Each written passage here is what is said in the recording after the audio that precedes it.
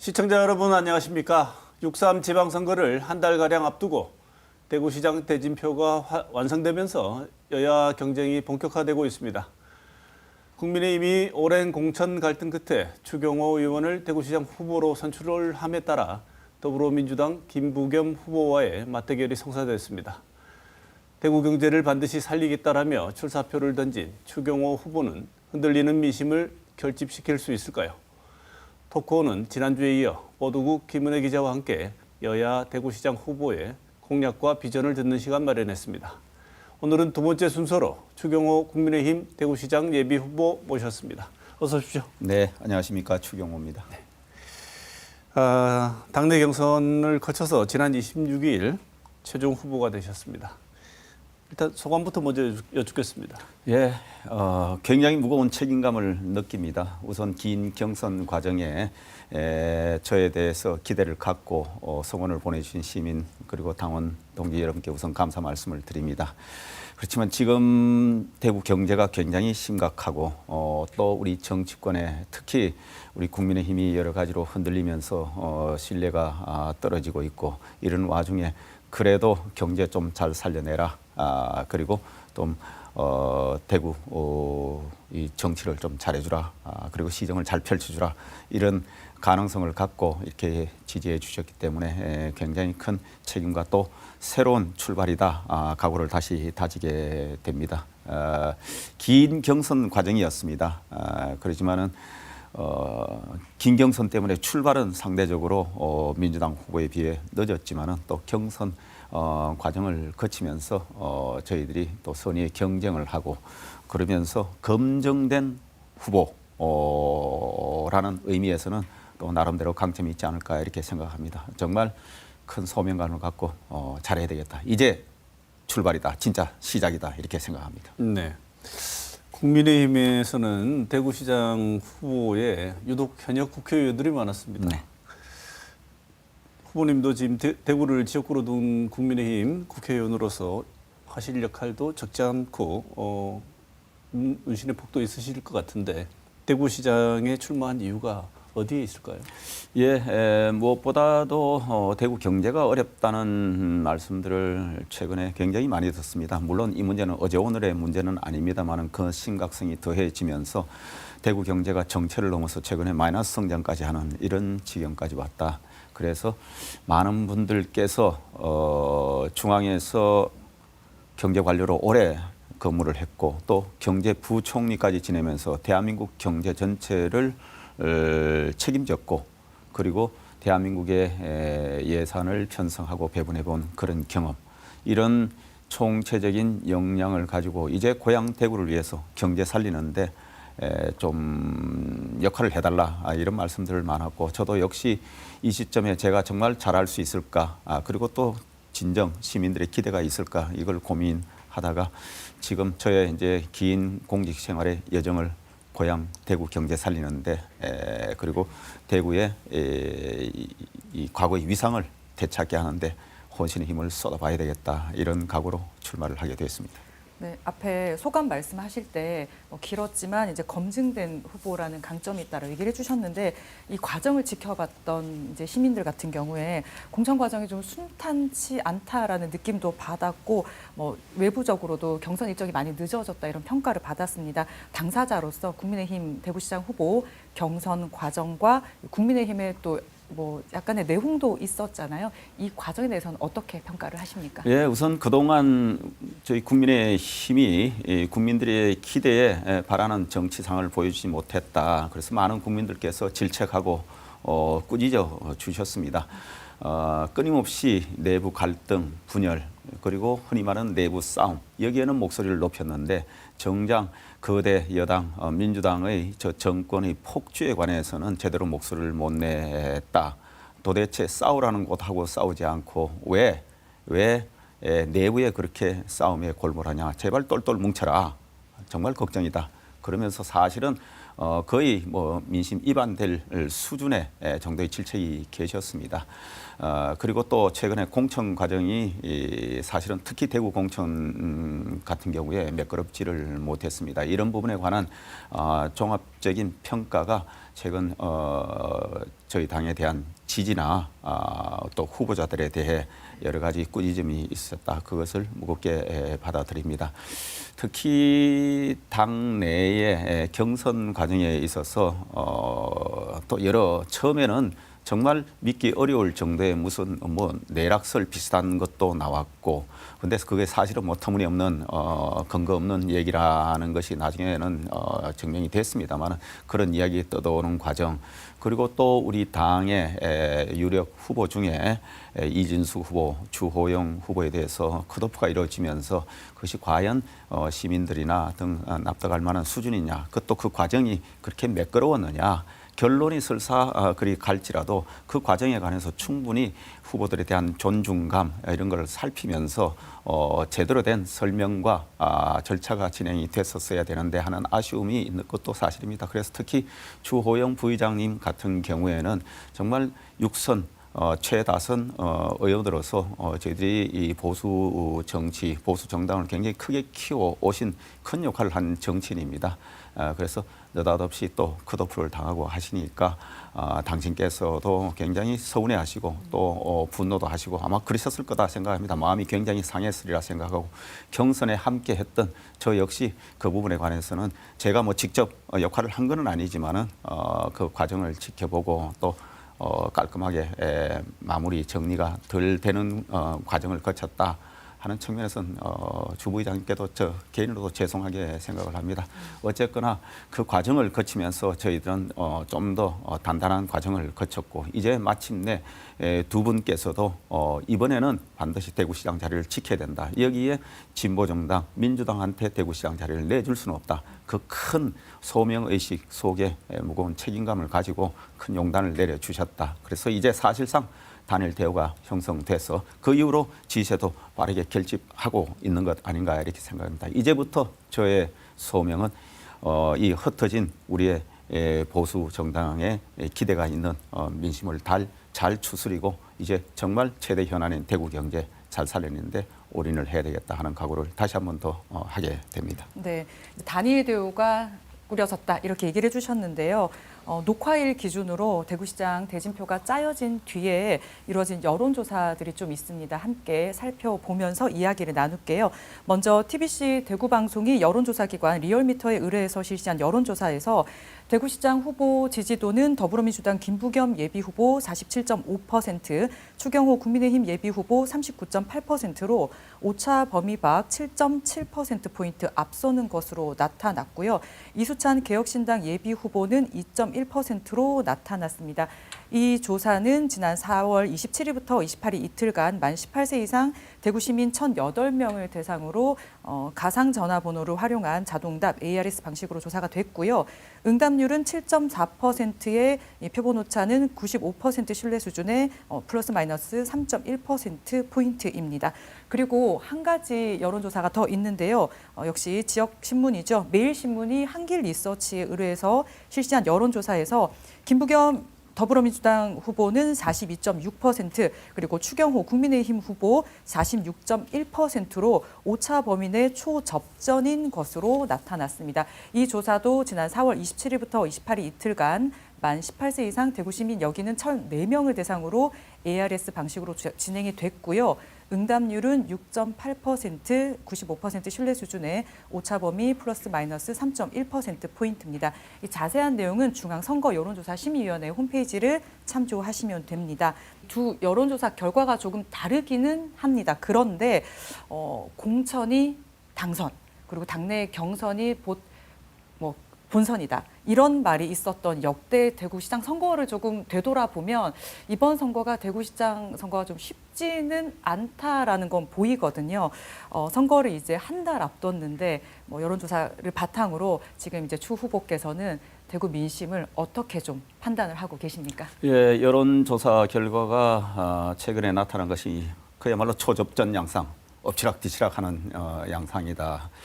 저는 그 측면에 이제 다시 시작할 수 있는 그 출발선은 단단히 마련됐다 이렇게 생각을 합니다. 사실은 아시다시피 지난 약 한 달 동안 당의 여러 가지 내홍의 문제, 그리고 공천 과정에 여러 가지 매끄럽지 못한 이런 관리상의 문제 때문에 사실은 민심이 많이 돌았었고, 이제는 너희들 안 찍을란다. 나 이제 딴 데 찍는다. 이런 이야기까지 나올 정도로 민심이 사실은 굉장히 좋지 않았고 그전에 여론조사도 지지율이 굉장히 좋지 않은 걸로 그렇게 나왔습니다. 다만 지난 일주일 전 일요일에 저희들이 최종 경선 결과가 발표됐고 단일 후보 확정이 됐고 그리고 유력 주자들이 이제 단일 대호 형성의 뜻을 같이 해주기로 이렇게 하시면서 무속 출마 가능성을 내려놓았기 때문에 이제 그동안 우리 당원이나 시민들께서 우리 당 보수 정당의 후보에 어디에 초점을 맞춰야 될지도 모르고 시선이 굉장히 분산되어 있었는데 이제는 분명히 봐야 될 대상이 생겼구나 이러면서 보수층의 지지세가 빠르게 결집하고 있다 이렇게 생각합니다. 그래서 지금 초접전 양상으로 이제 본격 선거가 시작이 되는 이 지점에 그런 이 지지 판세가 나타난 것만 해도 저희들은 굉장히 고무적이다. 말씀하신 대로 원래는 과거의 예를 보면 압도적으로 저희들이 앞서면서 시작을 해야 되는데 당초에는 많은 사람들이 굉장히 뒤처지면서 출발하지 않을까 했습니다. 그런데 출발 선상이 비슷해졌다는 것은 저희들한테 굉장히 자신감을 얻고 이제부터 더 치열하게, 더 겸손하게, 더 처절하게 하면은 충분히 가능성이 있겠다. 그리고 과거의 선거 결과처럼 그런 결과를 마련해 낼 수 있지 않을까. 이런 한쪽에 조심스럽지만 자신감도 가져보는 계기가 됐다 이렇게 생각합니다. 네. 반면 민주당 김부겸 후보 한 달 전에 공식 출마 선언했지 않습니까? 이후에 각 분야별로 공약을 계속 내놓고 있습니다. 추경호 후보가 김부겸 후보 주 공약 어떻게 평가하십니까? 뭐 상대당 후보의 공약에 관해서 평가하는 것은 적절치 않고 김 후보도 대구를 위해서 여러 가지 의혹에 찬 공약을 제시한다 이렇게 생각합니다. 그래서 대구 경제 현안에 저희들이 대응하기 위해서는 서로가 제가 대구 경제 발전 공동협의체를 구성하자 하듯이 뭐 대구 경제를 살리자, 경제판을 바꾸자, 대전환하자 이런 큰 취지는 같기 때문에 저는 뭐 그런 면에서 민주당의 후보로서 좋은 공약 제시하시는 거 저는 뭐 환영한다 이렇게 생각합니다. 이제 이런 현안들은 힘을 모아서 같이 반드시 해결하고 빨리 이 침체된 사실상 무너져가고 있는 대구 경제를 살리는데 큰 도움이 되었으면 합니다. 다만 이 공약들이 말뿐인 공약이 되어서는 안 되겠다. 과거에 했던 것처럼 김 후보께서 문재인 정부 시절에 총리와 장관을 지내면서 많은 분들께서 그때 도대체 한 게 뭐였냐, 대구를 위해서 뭘 해놨느냐 이런 지적을 하십니다. 그때도 좋은 이야기 하셨지만은 성과가 없더라. 근데 지금도 나 찍어주면은 내가 이거 해줄게 이런 식의 무슨 선거 사은품 하듯이 이런 식의 공약이 아니기를 진정으로 바랍니다.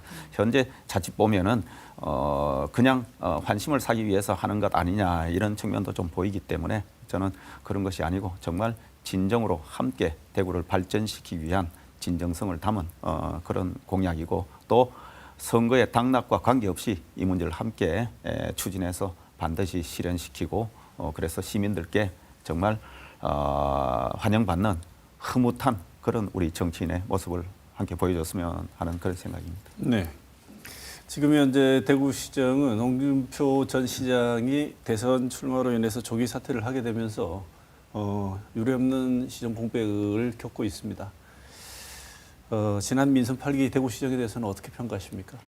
예, 나름대로 지난 시장 때 대구 발전을 위해서 많은 노력을 하셨지 않나 이렇게 생각을 합니다. 대구 굴기, 대구 100년의 사업을 내걸고 의욕차게 여러 사업도 제시하시는데 큰 사업의 줄기는 지금도 우리가 현안으로 함께 논의되고 있는 것이고 그런 부분은 저희들이 더 가속화시켜서 추진해야 된다 생각합니다. 일부 아쉽게 생각하는 분들의 말씀을 제가 간접적으로 전하는 방식을 빌리면은 많은 분들께서 큰 사업의 줄기를 주장은 했는데 그걸 세부적으로 실행하는 그 세기 또 실천 그리고 꼼꼼히 일을 챙기는 이런 면에 있어서는 다소 좀 아쉽다 이런 말씀도 하시고 그리고 또 소통에 있어서 다소 좀 부족하고 아쉽다 이런 말씀들을 많이 하십니다. 그래서 이 부분에 관해서는 아시다시피 제가 평생 경제 관료로서 35년간 행정 경험을 했기 때문에 큰 경제 사령탑으로서 큰 비전 제시와 그림도 그리지만은 또 꼼꼼히 일을 챙겨나가고 추진력 있게 해나가는 그런 면에서는 누구보다도 제가 또 강점이 있다 생각하기 때문에 아마 전임 시장께 조금 아쉬워하는 부분 그런 면에서 보완해낼 수 있을 것으로 생각하고 저는 또 누구보다도 소통에는 자신이 있다 생각합니다. 그래서 소통에 아쉬웠던 부분은 제가 첫날부터 우리 시민들과 적극적으로 소통하면서 저는 늘 현장에 답이 있고 시민들에게서 많은 지혜가 나온다 이렇게 생각합니다. 그래서 소통을 통해서 말씀을 들음으로써 거기서 우리 현안에 대한 답을 찾고 또 거기에 결집된 우리의 강력한 목소리를 형성하고 그것을 중앙정부나 국회에 전달함으로써 이를 관철시켜 나가는 그런 모습도 하겠습니다. 네, 방금 소통 얘기를 해주셨는데 사실 언론도 중요한 소통 창구 중에 하나인데요. 그렇죠. 홍 전 시장이 재임 당시에는 뭐 일부 좀 보도에 대해서 불편한 기색을 비치는데 주저함이 없다거나 취재 거부를 하기도 했습니다. 시장이 되신다면 시정에 대한 비판적인 뭐 지적이나 뭐 여론을 전달하는 언론은 없을 수는 없거든요. 이런 상황이 생겼을 때 어떻게 대응을 하시겠습니까? 저는 언론은 늘 시민 조직들과 함께 늘 시정, 특히 공인에 대해서 예리하게 살펴보고 비판하고 또 지적하고 하는 것은 저는 당연한 일이라고 생각을 합니다. 다만 거기에서는 늘 객관적이고 공정한 보도가 전제가 돼야 되겠죠. 저는 기본적으로 언론에 대해서 제가 평생 정책을 하고 수없이 많은 언론인들과 접촉을 하면서 저의 언론관은 이렇습니다. 정책의 관점에서 보면은 행정의 관점도 마찬가지입니다. 정책 행정의 첫 출발도 언론이고 마지막도 언론이다. 이게 무슨 말씀이냐 하면은 우리가 많은 곳에서 정보를 캐내고 또 전달하고 하는 기능을 하는 것이 바로 언론입니다. 그래서 수없이 언론에서 모니터링하고 지적해주는 사안이 바로 행정과 정책을 만드는데 첫 발상으로 굉장히 중요하다. 그리고 그걸 기초로 해서 저희들이 이제 정말 시민들이나 지역을 위해서 발전을 시키는 여러 가지 정책을 만들고 행정을 펴니다. 그리고 거기에 대해서 또 끊임없이 언론은 그 문제에 관해서 전달도 국민들께 하시고 시민들께 하시고 거기에 대한 평가도 계속 하십니다. 그래서 피드백을 받고 모니터링해서 이것은 더 잘 됐다. 아니면 이것이 좀 문제가 있어 보완이 될 필요 있다. 이거는 굉장히 잘못됐다. 등등의 평가를 해주십니다. 그것도 공정보다라는 전제하에서 보면은 역시 시민의 목소리를 투영해주고 전문가의 목소리를 투영시켜주는 것이다. 그러면 그걸 기초로 해서 다시 정책, 행정을 또 보완해야 되겠구나. 더 발전적으로 어떻게 해야 되겠구나. 바로 이런 하나의 긴 프로세스로 보면은 첫 출발도 언론이고 마지막도 언론이다. 그래서 언론은 끊임없이 우리가 정책이나 행정을 하는데 정말 좋은 동반자다. 이렇게 생각하기 때문에 끊임없는 공정한 감시, 지적, 그리고 또 의견 제시, 전달 이거는 굉장히 중요하다. 그래서 저는 정책이나 행정에 있어의 첫 출발도 언론이고 끝도 마지막도 언론이다. 그래서 함께 지역사회의 발전을 위해서 우리 시민들의 삶의 질을 높이는데 함께 해나가는 아주 소중한 동반자다. 이건 유착의 의미가 아니고 서로 견제하면서도 함께 할 수 있는 중요한 파트너다. 이렇게 생각합니다. 네. 네.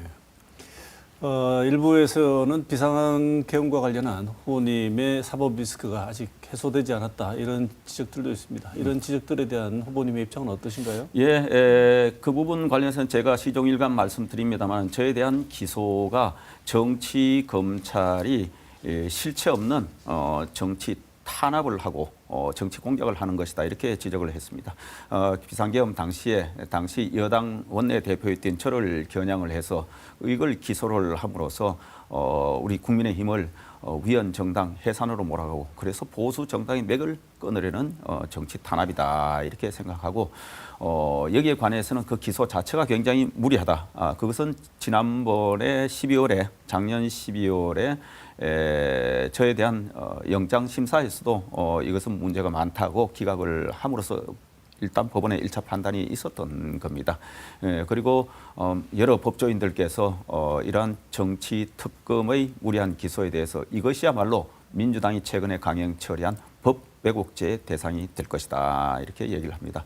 그리고 사법 리스크를 이야기하려고 그러면 이거는 정말 터무니없는 정치 탄압의 주제인데 이익과 관계없는 소위 말하는 부패 일종의 조작의 혐의로 선거법 위반 등에 있는 김경수 지사 후보의 드루킹 댓글 조작 사건 실형을 선고받고도 지금 나와 있는 상태고 부산의 전재수 후보 같은 경우에는 통일교로부터 까르띠에 시계를 받았다는 의혹으로 수사를 진행하다가 무슨 공소시효가 지나서 이건 할 수 없다. 이렇게 그냥 봐주기 수사로 덮듯이 민주당이나 상대 진영에서 저에 대한 문제를 지적하기 이전에 본인들 스스로의 문제를 되돌아봐라. 이것은 그렇게 말할 자격이 없다. 아시다시피 이재명 대통령께서는 공직선거법 위반으로 대법원에서 사실상 유죄 판결을 받았던 분 아닙니까? 그리고 여러 가지 혐의로 기소 재판을 받으면서도 대선에 나왔던 분입니다. 뭐든지 객관적으로 균형 있게 봐야 된다. 더구나 저의 사건은 터무니없는 정치 탄압의 조작 사건이다. 저는 그렇게 생각합니다. 네. 이제 지금부터는 추경호 후보 공약 관련 질문을 드려보겠습니다. 후보님 수락연설 때부터 정체된 대구 경제를 살리겠다고 공언하셨습니다. 계속 말씀하시지만 경제 전문가시기도 하고요. 대구 경제의 문제가 뭐라고 진단하시고 이걸 어떻게 해결하실 계획을 갖고 계십니까? 예, 대구 경제의 문제는 최근에 여러 가지 경기 상황이 좋지 않은 이런 문제도 있지만 더 근본적인 문제는 여러 가지 경제 환경 변화에서 그때 맞게 새로운 산업 구조, 경제 구조 전환을 했어야 되는데 그 시기를 많이 놓쳤다. 처음에 섬유로서 우리가 대구가 발전하다가 그다음에 기계금속 부품 이런 쪽을 중심으로 왔는데 그 이후에 소위 말하는 정보화 시대에 들고 글로벌로 시장이 개방되면서 이 경쟁 압력이 진행되고 소위 말해서 이제 디지털 그리고 AI 시대에 맞춰서 그게 맞는 산업 대전환을 했어야 되는데 그 시기를 놓쳤다. 그래서 주력업종의 경쟁력이 떨어짐에 따라서 이제는 양질의 일자리가 점점 적어지고 그러다 보니까 우리 청년들이 여기를 떠나는 이런 문제가 생기는 겁니다. 그래서 저는 이것은 뭐 기업 하나 들어오고 또 예산 얼마 주고 이렇게 해결될 문제가 아니다. 그 노력은 하되 큰 틀에서 경제 대개조를 해야 되겠다. 대구 경제 대개조를 주장하는 겁니다. 그래서 AI, 로봇, 미래 모빌리티 등 반도체 등과 같이 우리가 첨단 산업 기지로 산업 구조를 대전환해야 되겠다. 그리고 우리의 주력이었던 섬유, 기계 부품, 금속 이런 안경 등과 관련된 산업도 스마트화, 고부가가치화를 통해서 생산적 경쟁력을 높여야 되겠다. 그리고 특히 문화, 예술 이런 분야의 산업들도 특히 의료가 우리 대구 지역이 굉장히 강하거든요.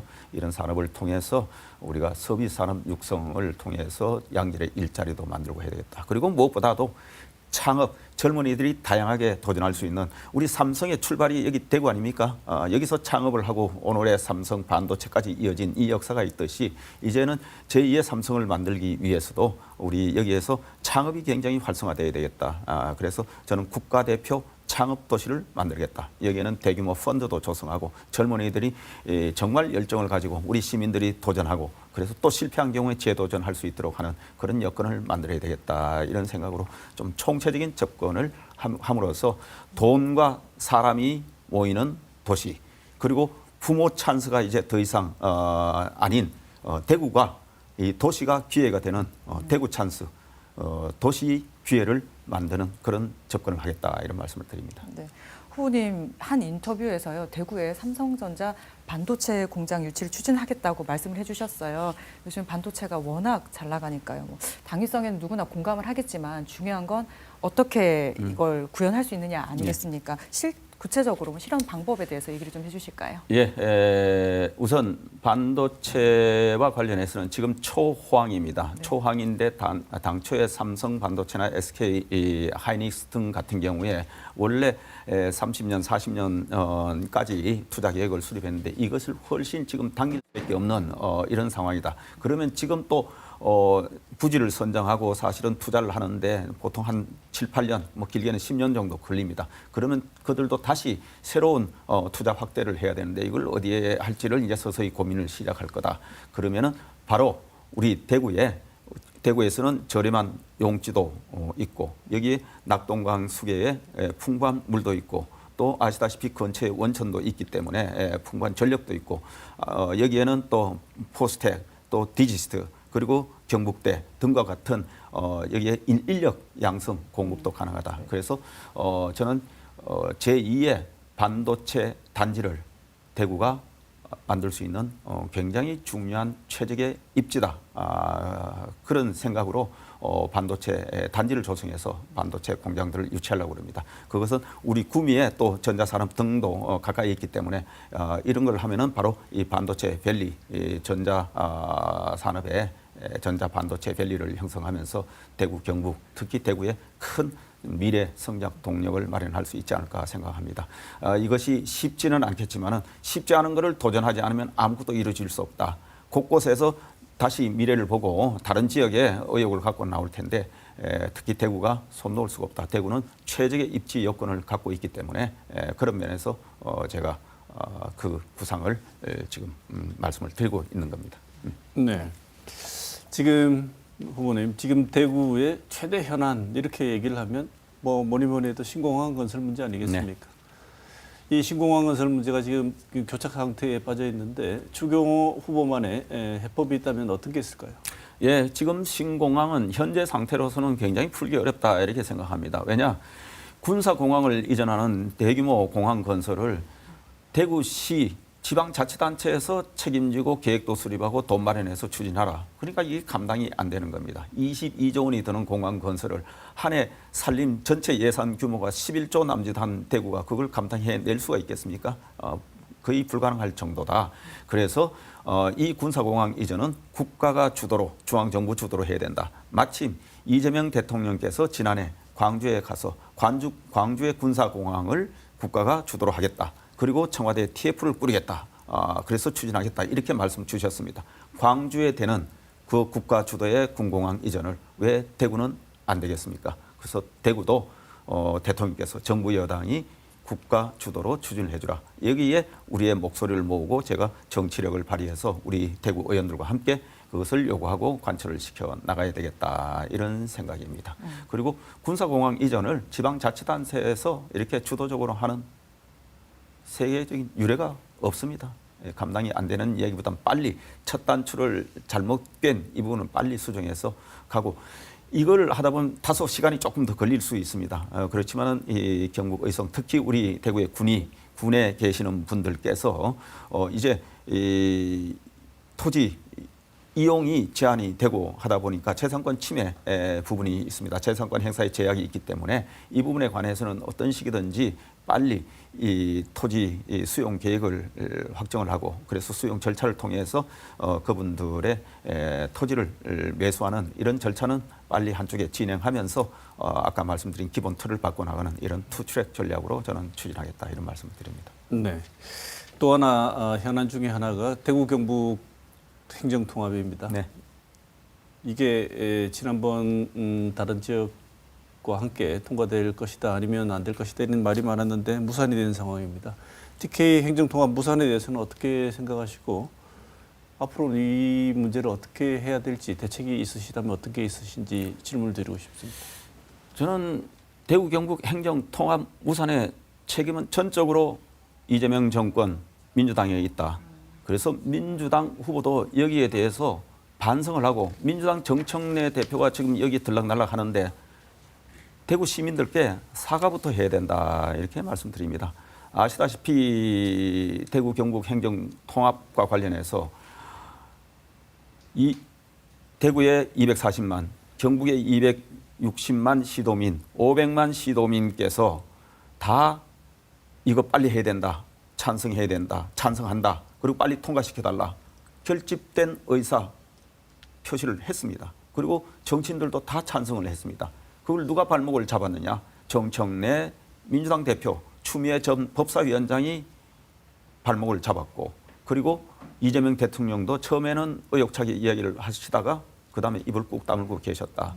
마지막에 광주 전남 통합법은 통과시켜주고 대구 경북 다 마무리해서 이제 국회 본회의 통과만 시켜달라 하니까 느닷없이 들고 나온 것이 대전 충남 거기에 통합에 찬성된 의사를 가져와라. 규업된 의사를 가져와라. 이렇게 이야기를 합니다. 왜 대구 경북 통합법을 통과시키는데 대전 충남법 이야기는 왜 합니까? 그거는 대전 충남의 시도민들이 결정하실 부분이다. 만약에 그런 논리라면은 광주 전남 통합법도 통과시키면 안 되는 거죠. 그 책임이 전적으로 거기에 있는데 아직 일체 사과가 없다. 우리 김부겸 후보께서도 이 부분에 관해서는 바로 민주당 지도부의 사과를 요구하고 책임의식을 사실은 후보도 가지셔야 된다 이렇게 생각합니다. 이제 이 통합은 대구 경북의 발전 또 시도민의 삶의 질을 개선하는 그리고 우리의 지방 소멸을 막는 중요한 기제다. 그래서 이 통합법은 반드시 빨리 마무리돼서 통과되어야 된다. 이것이 앞으로 이 경북지사 최종 선출이 되고 제가 시장이 되면은 함께 힘을 모아서 이 통합법 처리에 전력을 다할 것입니다. 그리고 그 전에는 사실상 통합이 될 수 있는 소위 말하는 경제 공동체, 경제 통합의 그림으로 먼저 여러 가지 행정적 이런 단일 체계 운영을 하는데 저희들이 준비도 하고 또 그 관련해서 협업을 해나갈 예정입니다. 네. 후보님, 이제 선거가 한 달 정도 남은 시점입니다. 이제부터 본격적으로 구체적으로 선거에 어떻게 임하실지 여쭤보는 시간 갖겠습니다. 구체적인 이제 선거 전략에 관한 얘기인데요. 김문수 전 고용노동부 장관을 명예선대위원장으로 위촉하셨습니다. 어떤 이유가 있을까요? 아시다시피 김문수 전 장관님께서는 얼마 전 우리 당의 대선 후보셨습니다. 그리고 보수층으로부터 많은 신망을 얻고 또 지지층을 확보하고 계신 분입니다. 지난 대선 때도 대구에서 압도적인 지지를 받으셨던 분입니다. 그래서 우리 김문수 전 장관님과 같은 분께서 이렇게 선대위에서 활동해 주시면은 이번 선거에서 저희들한테 큰 힘이 된다 이렇게 생각하고 제가 요청을 드렸고 우리 김문수 장관님께서도 흔쾌히 이번 선거에 반드시 이겨야 된다. 본인이 전력을 다해서 반드시 승리할 수 있도록 기여를 하겠다 이런 말씀을 주셔서 제가 명예선대위원장으로 모셨고 저에게는 어마어마한 큰 힘이 될 것이다 이렇게 생각합니다. 네. 그리고 저희 이제 방송일로 보면 선거가 딱 이제 한 달 남을 때인데요. 의원 예비 후보 등록을 하시기 전에 이제 의원직을 사퇴를 하셨습니다. 그래서 이 달성 군도 보궐선거를 치르게 되는데 물론 이 단체장을 뽑는 지방선거 그리고 국회의원 보궐선거가 선거는 다르기는 하지만 선거 이제 운동 기간이 똑같기 때문에 사실 서로에게 영향을 줄 수밖에 없거든요. 어떻게 보면 좀 러닝메이트 격이 될 수도 있는데 달성군 보궐선거 후보자는 어떻게 정해질 것으로 좀 보시고 또 어떤 후보자가 되었으면 좋겠다 이런 생각이 또 있으실지 궁금합니다. 예, 후보자는 두 가지입니다. 하나는 중앙 정치 무대에서 정말 민심을 잘 반영해서 제대로 의정 활동을 할 사람. 그리고 지금 민주당의 이 폭주를 정말 강력하게 견제할 그런 의정 활동에 역량이 있는 사람. 그리고 한쪽에는 또 지역의 여러 현안을 해결을 잘하고 또 지역 발전을 위해서 역량이 되는 사람. 이 두 가지 역량을 가진 분이 아마 달성 국민들께서 잘 판단하시지 않을까 생각되고 지금 이 과정은 당에서 공식적인 이제 공천 절차가 진행될 것이고 또 어떤 분들이 이제 물망이 올라서 공천 신청을 하고 이렇게 해서 가닥이 쳐지면은 당연히 지금 우리 이 구군의 구청장 후보들, 군수 후보하고 시장 후보는 원팀이다. 그래서 같이 활동을 하면서 전부 압승을 할 수 있도록 하는데 한 몸이 돼서 움직일 것입니다. 네, 후보님, 우리가 앞에 살펴본 것처럼 대구는 지금 미뤄진 굵직한 현안들이 많이 있습니다. 네. 그런데 이제 차기 대구시장이 중앙정부와 대립각을 세우게 된다면 정부로부터 예산 지원이나 이런 여러 가지 측면에서 소외될 수도 있지 않는가라는 우려, 걱정들이 좀 있습니다. 후보님 대구시장 될 경우에 이런 우려, 중앙정부와의 협력 어떤 방향으로 이끌어내실 건지 말씀을 좀 해주시죠. 대구시장 자리는 일하는 자리입니다. 시도 때도 없이 중앙정부 그리고 정치 이슈에 관여하면서 각을 세울 이유가 전혀 없다 이렇게 생각을 합니다.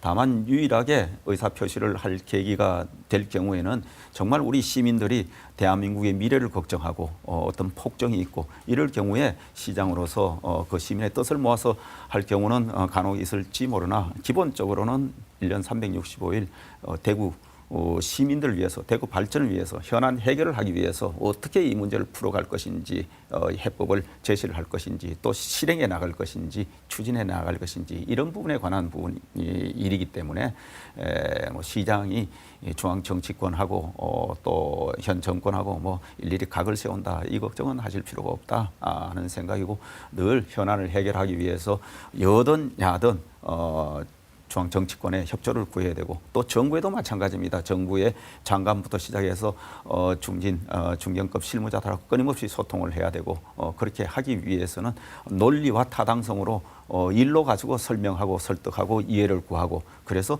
대구 현안을 해결해 나가는 것이지 그걸 투쟁으로 해결하는 것이 아니다. 투쟁으로 해결하려고 그러면 대구시장을 하는 것이 아니고 중앙 정치권에 제가 국회의원직 사퇴를 하지 않고 중앙 국회 활동을 해야 되는 거죠. 그래서 그런 면에서 일을 열심히 하고 유능하게 하고 제대로 풀어가는 그런 시장이 될 것이다 하는 말씀을 드립니다. 네. 자, 시간이 마무리할 시간이 됐는데요. 이 시간이 후보님께는 정말 중요한 시간인 것 같습니다. 마지막으로 유권자에게 꼭 하시고 싶은 말씀 듣고 오늘 시간 마쳐야 될 것 같습니다. 예, 대구 경제가 어렵다는 말씀들 많이 하십니다. 그리고 저는 대구 경제를 살려야 되겠다. 그리고 보수를 지켜야 되겠다. 이 두 가지 소명 의식으로 나왔습니다. 지금 경제가 굉장히 어렵기 때문에 제가 35년간 경제 관료로서 해온 그 전문성 그리고 행정 경험과 그리고 원내 대표를 지내면서 쌓은 정치력을 바탕으로 대구 경제를 살리는 데 올인을 하겠습니다. 돈과 사람이 모이는 도시, 일자리를 만드는 그런 시정을 펼쳐 나가도록 하겠습니다. 또 하나는 지금 이제 입법, 행정 권력을 다 장악하고 사법까지 뒤흔드는 이런 형국입니다. 이제 마지막 남은 지방 권력까지 장악하겠다고 그 심장인 보수의 심장, 대구의 권력까지 장악하겠다고 민주당이 지금 전방위로 나서고 있습니다. 이 부분은 제가 막아서 싸워서 이기겠습니다. 그리고 보수의 심장, 대구를 지켜서 균형추 역할을 하겠습니다. 이 불씨를 기초로 보수가 더 튼튼한 정당으로 살아나고 또 대구의 자존감도 회복하고 대구의 위상도 회복해서 다시 다음에 저희들이 총선에서 그리고 대선에서 승리할 수 있는 발판을 만들도록 하겠습니다. 저와 함께 해주십시오. 제가 앞장서서 더 치열하게, 더 겸손하게, 더 열심히 뛰도록 하겠습니다. 이번 6.3 지방선거에서 대구는 어느 때보다도 뜨거운 격전지로 평가받고 있습니다. 각 후보들이 제시하는 정책과 비전이 시민들의 삶을 바꾸는 동력이 될 수 있을지 유권자 여러분의 현명한 판단이 필요한 때입니다. 오늘 출연해 주신 추경호 후보도 고생하셨습니다. 시청자 여러분 고맙습니다. 고생하셨습니다.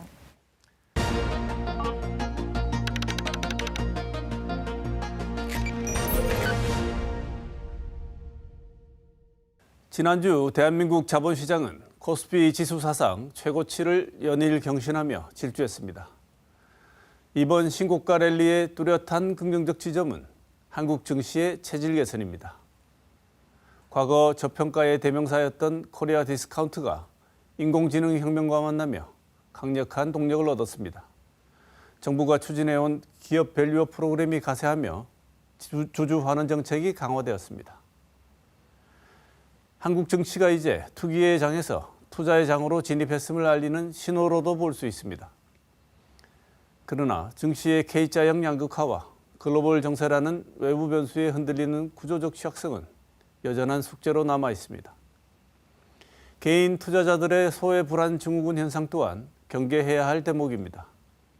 지수가 오를수록 영끌과 비투가 다시금 고개를 드는 현상은 우리 사회의 자산 안전망을 위협하는 시한폭탄과 같습니다.